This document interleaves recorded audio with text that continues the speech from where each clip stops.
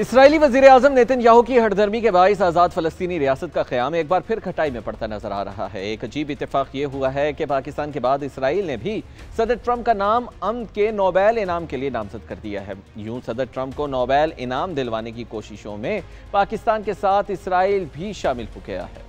सदर ट्रंप और नेतन्याहू की वाशिंगटन में होने वाली मुलाकात में सदर ट्रंप का झुकाव वाज़ेह तौर पर इसराइल की जानिब ही रहा है। एक ख्याल था कि शायद वो इब्राहिम कार्ड यानी मुआहिदा इब्राहीम के तहत दो रियासती हल के लिए नेतन्याहू पर दबाव डालें और कुछ सख्त रवैया इख्तियार करेंगे। उन्होंने अपने एक बयान में इस बात का इजहार भी किया था, लेकिन इसराइली वज़ीर-ए-आज़म नेतन्याहू ने दो रियासती हल को मुस्तरद करते हुए ये बयान दाग दिया है कि आज़ाद फ़लस्तीनी रियासत इसराइल को तबाह करने का प्लेटफॉर्म बन सकती है। इसलिए फ़लस्तीन की सिक्योरिटी जैसे मामलात इसराइल के कंट्रोल में रहने चाहिए। वो कैसा आज़ाद और खुद मुख्तार फ़लस्तीन होगा जिसका तमाम सिक्योरिटी कंट्रोल इसराइल के हाथ में होगा। अफसोसनाक पहलू ये भी है कि मुलाकात में सदर ट्रंप ने फ़लस्तीनियों को गजा से बेदखल करने के मुतनाज़ मंसूबे पर भी पेशरफ्त का इशारा दिया है।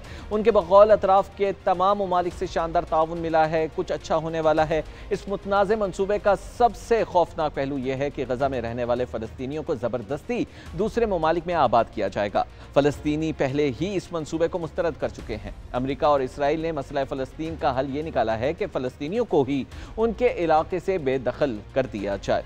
इसराइली वज़ीर-ए-आज़म नेतन्याहू के खिलाफ व्हाइट हाउस के बाहर फ़लस्तीनियों की बड़ी तादाद ने मुजाहरा किया, जिसमें नेतन्याहू की गिरफ्तारी और इसराइल को हथियारों की फराहमी बंद करने का मुतालबा किया गया। लेकिन सदर ट्रंप पर इन मुजाहिरों का कोई असर नहीं हुआ। एक रिपोर्ट के मुताबिक इसराइल गजा के 75% ज़ेर कब्जा इलाके खाली करने के लिए तैयार है, लेकिन इससे पहले वहां से हमास निकल जाएगा। गजा के बाकी 25% इलाकों में भी इसराइली फौजी कार्रवाई रोक दी जाएगी। हमास के साथ एक 60 दिन की जंगबंदी पर इत्तेफाक मुमकिन है, जिसके तहत 10 जिंदा यरगमालियों की रिहाई और हलाक यरगमालियों में से निस्फ की मैयतों की वापसी शामिल हो सकती है।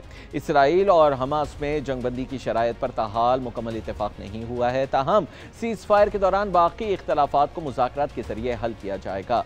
दूसरी तरफ ईरान और इसराइल के दरमियान जंगबंदी के बावजूद ईरान ने इसराइल के दोबारा हमलों का खदशा जाहिर किया है।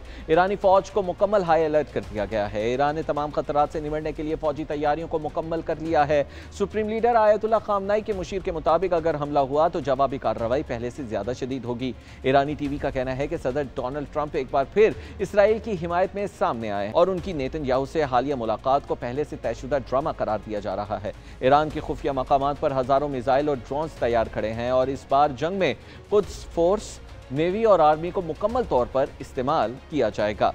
इसराइल न सिर्फ खित्ते बल्कि पूरी दुनिया के लिए एक मुसीबत बना हुआ है। ये तारीखी हकीकत है कि बरतानिया ने एक साजिश के तहत 14 मई 1948 को इसराइल के गैर कानूनी रियासत कायम की थी।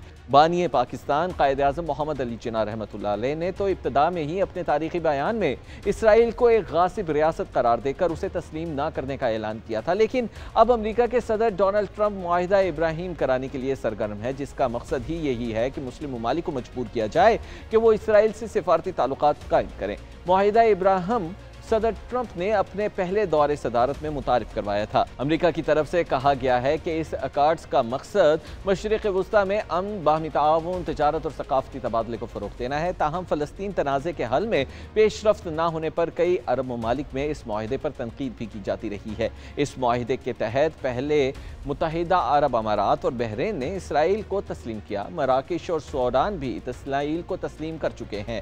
सदर ट्रंप का दावा है कि गजा में जंगबंदी माहिदे के बाद बहुत से दूसरे मुस्लिम ममालिक भी इसराइल को तस्लीम कर लेंगे जो अब तक मुखालिफत करते रहे हैं, जबकि फ़लस्तीन और इसराइल के दरमियान जारी तनाज़े सिर्फ एक ज़मीनी झगड़ा नहीं बल्कि ये फ़लस्तीनियों की आज़ादी, खुद मुख्तारी, उनकी ज़िंदगी और मौत का मसला है। इस तनाज़े ने मशरिक़ वुस्ता को कई दहाइयों से अपनी लपेट में ले रखा है और इसके असरात न सिर्फ इलाक़ाई बल्कि आलमी सतह पर भी महसूस किए जाते हैं। इसराइल ने रफ्ता रफ्ता मगरबी किनारे, मशरिक़ यरूशलेम और गजा पर कब्जा कर लिया है।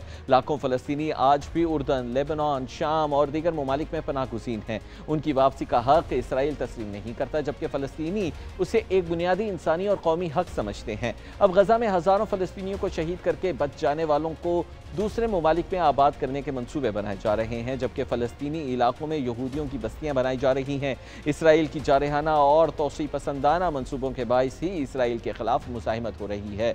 इसराइल हमास को मुकम्मल तौर पर ख़त्म करना चाहता है, लेकिन ये मुमकिन ही नहीं।